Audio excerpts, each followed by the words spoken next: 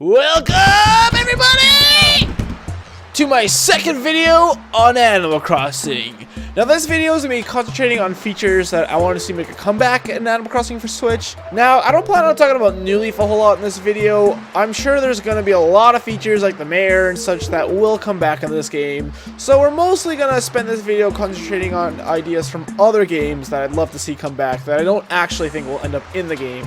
But before I do all that, I just want to give a huge thank you to everyone that just gave me an insane amount of support in my last video. I did not expect to get as many views on that as I did, so it was really cool to see, and I really appreciate you guys, and thank you. I cannot thank you enough. That being said, videos are going to be slow on this channel, unfortunately. I do have a full-time job, and I am sometimes a pretty busy lad.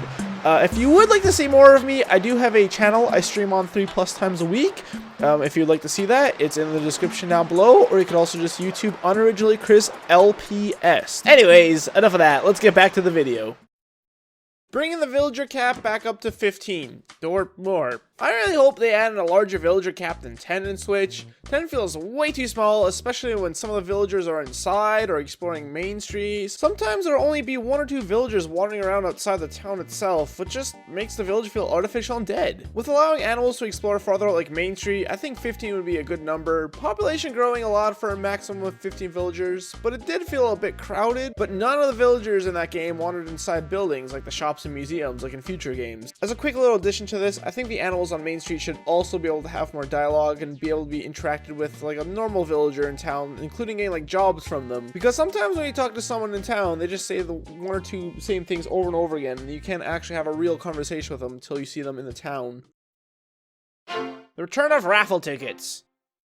In population growing, whenever you buy something from Tom Nook's store, you get a raffle ticket. Collecting 5 grants you a spin in the raffle at the end of the month with prizes such as really rare furniture items. I'd love to see this feature come back some way, but just expanded upon. In population growing, the entirety of Tom Nook's store would shut down on raffle days, so the only thing you could do was spin to win. I think it'd be cool to have a totally new NPC running a raffle store every day where you could collect raffle tickets from all over Main Street by spending bells and try to win. Any shopkeeper could give out tickets within reason, so it really incentivizes using things like Kickstore and Shampoodle more often after you've gotten your character to be your idea of perfect. I know Nintendo has recently started clamping down on gambling in their games, so I don't really actually see this happening, but I could dream, god dang it! Bringing back the point system in Nooks. Look, the fortune cookie sucked. Who walks around with a 3DS besides going to a convention anyways? I sure didn't. Wait, you did? Oh, weirdo.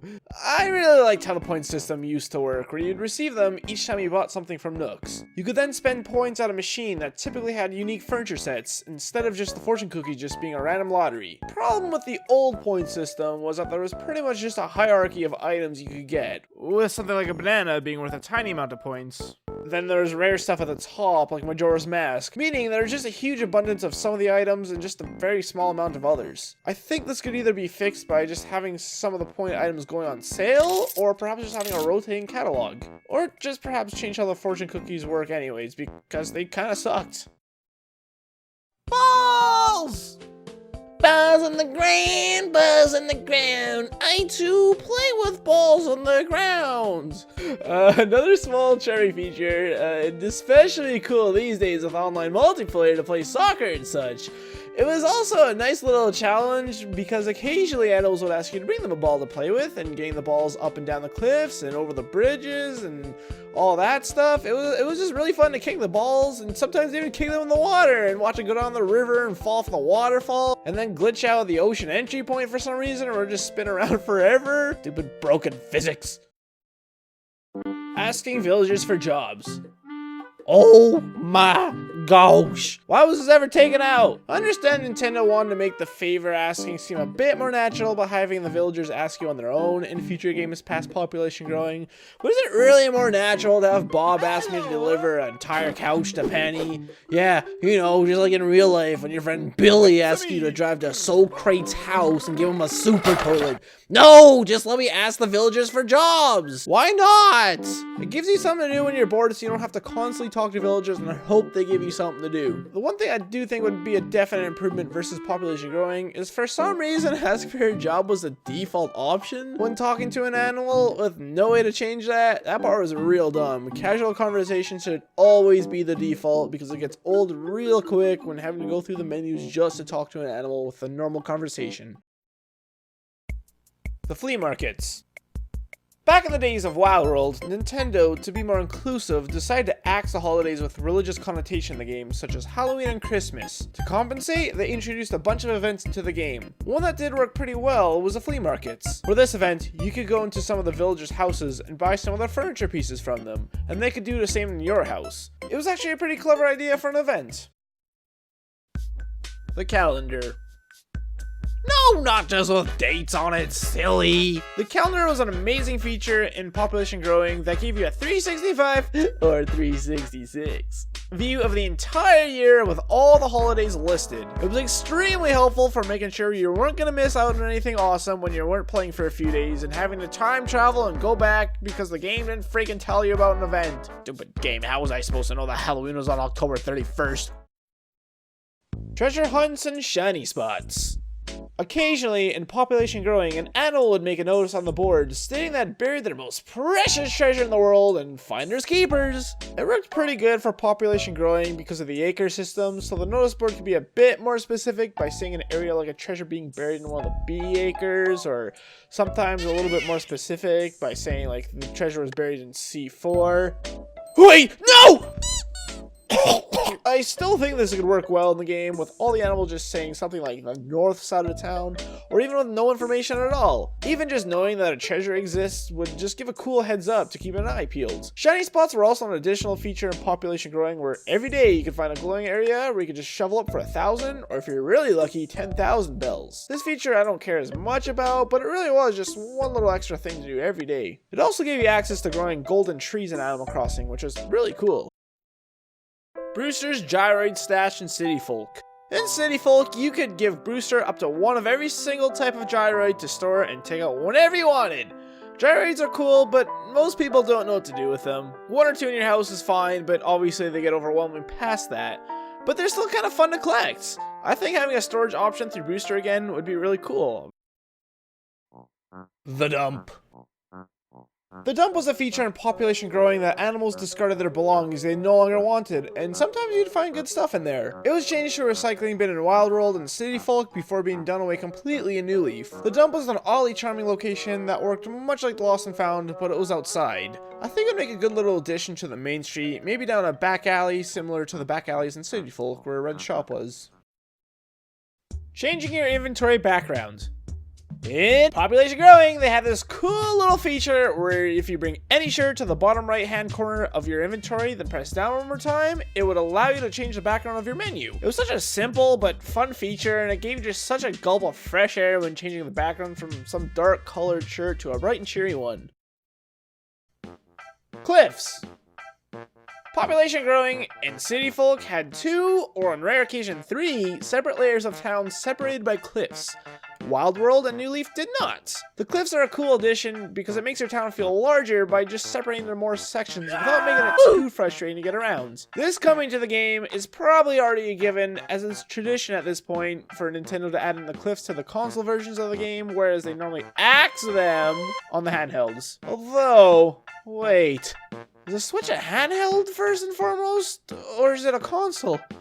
Oh no, I guess I'll have to both add in and leave out the cliffs at the exact same time, thus creating a time warp that rips apart the entire fabric of the universe! Please add them back. Bringing back the personality traits.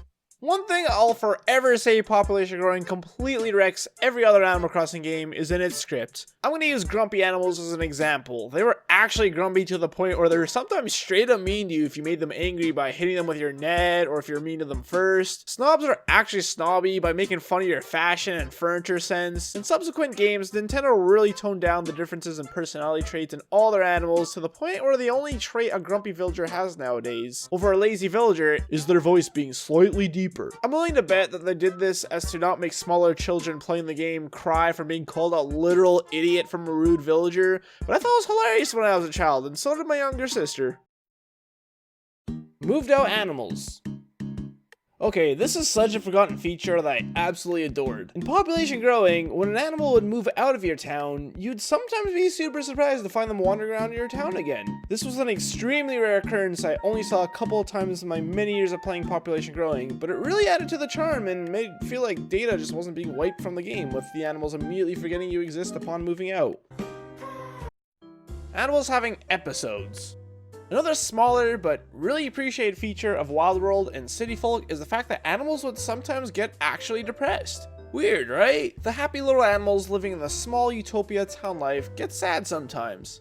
Huh. Sometimes, whenever you'd walk into a store, the store owner would have dots appear over their head and look sad. You'd talk to them and find out why, and in the process, learn a little bit more about their personal lives. Kinda like how you learn about Sable's parents in every single game, over and over again, forever. This event would last a few days, and each time you talk to the shopkeeper, you'd learn a little bit more as they work through some of their issues. And eventually, on the final day, they would actually resolve their issues and become happy again. I love the world building, and I'm guessing Nintendo removed this because kids aren't allowed to feel sad in their happy-go-lucky Animal Crossing New Leaf game or something like that. Add it back, Nintendo. Come on, give us the feels. Selecting multiple items. This is another kind of minor WTF Nintendo moment from me. In Population Growing, you could select multiple items in your inventory when placing them down in your house or outside, so why the heck did they remove that from future games? Give it back! You can still select multiple items when you're selling them, but I just want to spam drop things in my house, gosh dangarang! Changes to the golden fishing rod and net. You know what sucks? Catching your final bug on October 1st or catching your final fish on June 1st. Why? Because if you catch your last bug on October 1st, you have to wait until June. Over half a year to get your reward of a golden bug net at the next bug off. If you catch your last fish on June 1st, you have to wait until October for the fishing tournament to get the golden fishing rod. All this really does is encourage time traveling. In Population Growing, Tortimer comes and personally delivers the golden rod and net to you the following day when you get your last catch. I don't really think Tortimer has to be the one to deliver it anymore, since that feels a little bit out of place. But maybe Chip or Nat can come celebrate by personally delivering you your reward when you should get it, instead of having to wait months and months. Desert Island Escape. Desert Island Escape was a minigame in New Leaf, and I feel like it probably won't be back in the Switch version, since it seems to just be of the era of New Leaf and Amiibo Festival, so I'm throwing it in here, just because it deserves to be in the game. Throwing it back to Animal Crossing Population Growing for a moment, that game had plenty of NES games you could collect that were very rare. You could play them in your house, and it made it extremely fun to hunt them out and add them to your collection. Of course, we will never see this again due to the virtual consoles, but I do think the Switch can not only bring back Dai, that's Desert Island Escape, but maybe add in and create other games of a similar caliber to collect as well, in the spirit of Population Growing and a few of the New Leaf games. I don't care about that stupid Tetris game though. Tetris sucks. Fight me. So those are all my ideas for what I want to see return in Animal Crossing. I realize a lot of this is from Population Growing. That's a big part of that is because I do think most of the features from that game have been removed in future games. That being said, there probably is a lot I'm forgetting about Wild World and City Folk, since those games I do have less of experience with. But I do think I went over most of the good features in those games. I'm sure there's more features you guys would like to see come back, so please feel free to leave them in the comments down below. I'm sure there's many more I didn't even think about. And yeah, with that, that brings an end to my little Animal Crossing series. Or does it?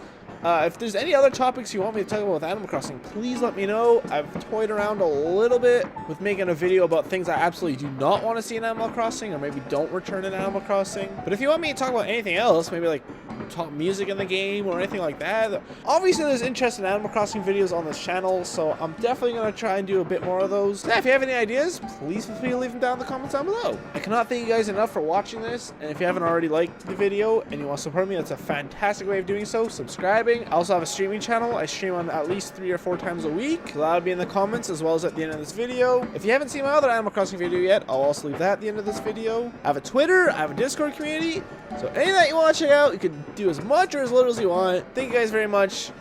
Love you all. Goodbye.